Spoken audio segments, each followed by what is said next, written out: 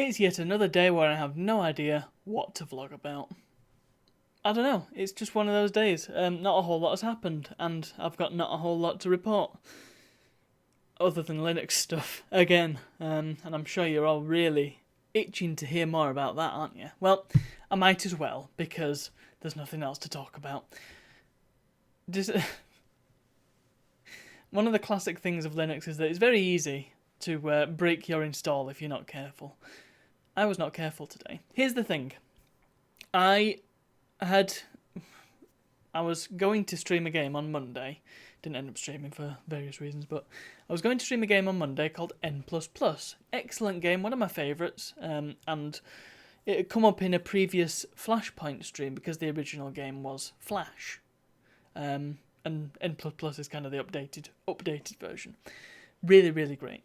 I was going to play it. There is a native Linux version, so I thought, great, it'll just work. It didn't just work. It failed to find a required file. A file which I verified existed and even had in the same directory as the game. Still didn't see it. No idea why, but it just didn't work. I asked online about it, nobody else had a clue either, because in theory it should have worked. Also, OBS just didn't want to stream, and I think Halo, I was trying to play Halo, and there were loads of things disabled because, once again, it couldn't find a library.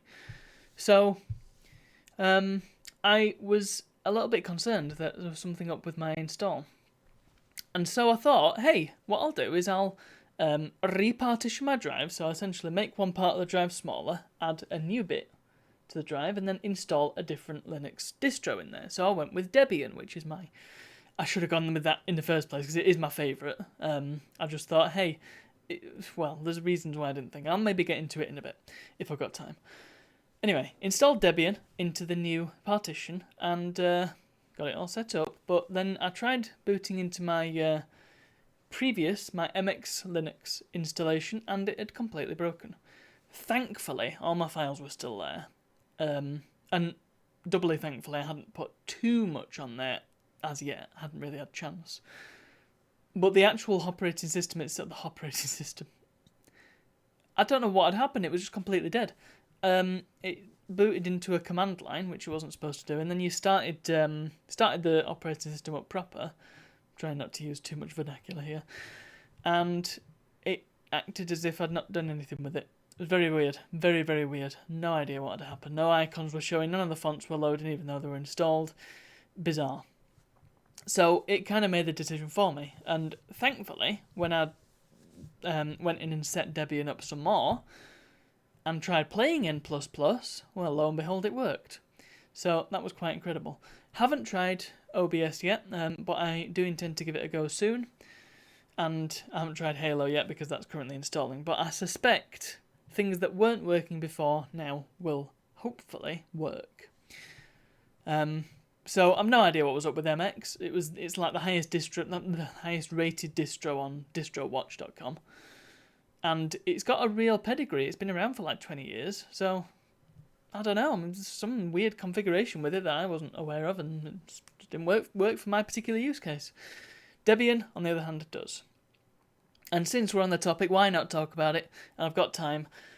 The reason why I didn't go with Debian initially is because, well, you see, I've used it a lot on my servers. I think I mentioned that before on the blog. And it's brilliant. It's like, it's a really good, rock-solid, stable operating system. You know it's not going to break, ever. It's perfect. But my thinking was that it's kind of basic, so it's not really the best thing to use for a standard desktop operating system. You want a bit more going on. And I guess the only reason I really thought that is because I've only ever installed Debian as it is, in a server context, so I've installed it with the most basic packages possible. And my other understanding was that Debian, it's made in such a way that most of the software that you get out of the box is very, very old, but it's on purpose so that you know that it's going to be completely bug-free and really, really stable. It's just not got the latest and greatest features. So that was my other thought, is that I'm not going to have new software. I'm going to be slumming it with really old stuff, and that's not... it's fine, but it's not really what I'm after. Anyway, doing some research online, it turns out that actually you can get up-to-date software with Debian as long as you're willing to accept a little bit of instability, potentially. Not certain, but you're getting the very newest pieces of software, so it's possible that you'll get something. You'll encounter bugs. You'll encounter more bugs than you would if you were just sticking with stable. So the other aspect of it being really basic, well, it's just not true because I've installed it and everything that I want is here. I guess the attractive part about MX and, well, things like Ubuntu and Mint and other distros such as that, they kind of offer you a bit more out of the box. But I suppose, given that I know what I want out of the operating system and I know what I want to install and what I need it for, well, I don't really need a load of stuff out of the box. So, yeah, should have just gone with Debian in the first place. Would have been much happier.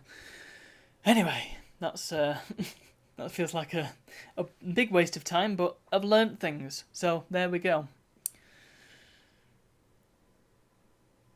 Really not a whole lot else to talk about.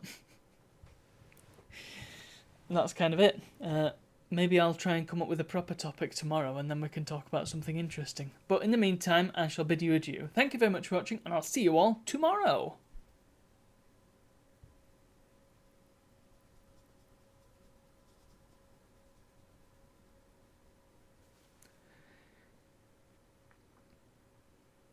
You know, when I first came across the software, I used to pronounce it Debian. Which doesn't sound bad, but it's wrong.